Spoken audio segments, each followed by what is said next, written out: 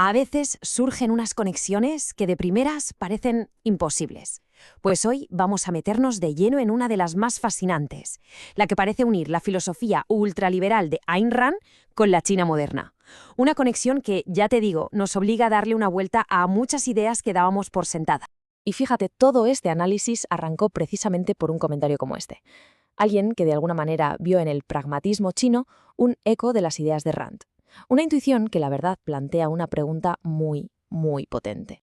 Así que vamos al lío. La pregunta es directa. ¿Es la China de hoy el sueño hecho realidad de Ayn Rand? A ver, la respuesta rápida sería un no rotundo, pero la respuesta larga, esa es mucho más interesante y nos revela por qué, hoy por hoy, China es quizás uno de los lugares que más se acerca a algunas de sus ideas.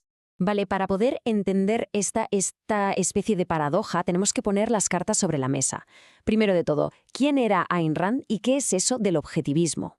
Para que nos entendamos, el objetivismo viene a ser la defensa a ultranza de la razón como única guía. Punto.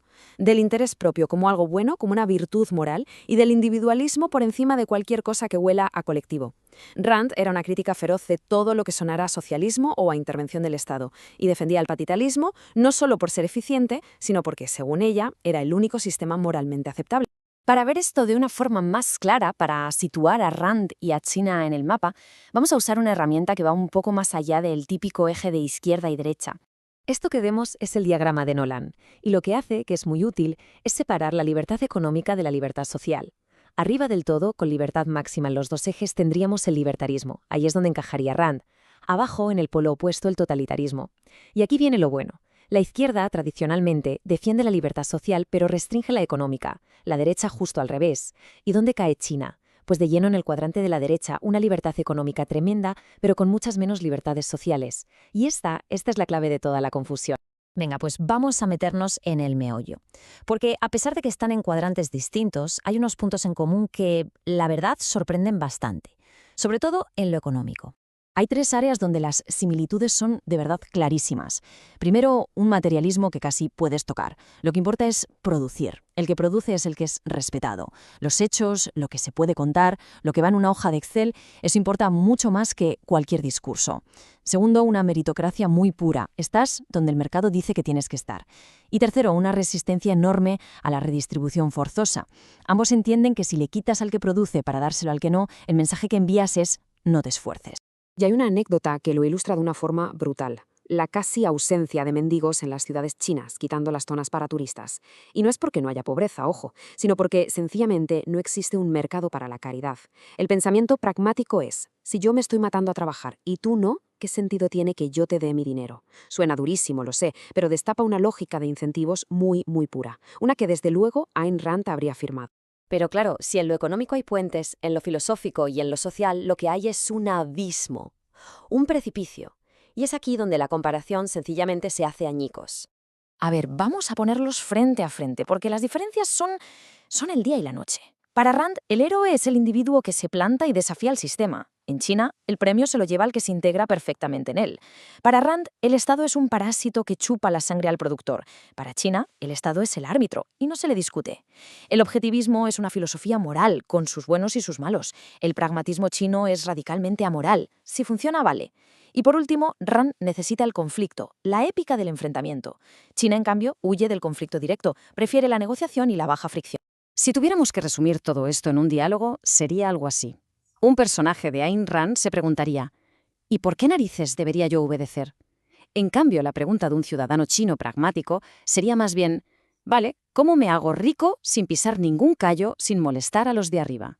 En uno hay ética, hay desafío, en el otro, ingeniería social.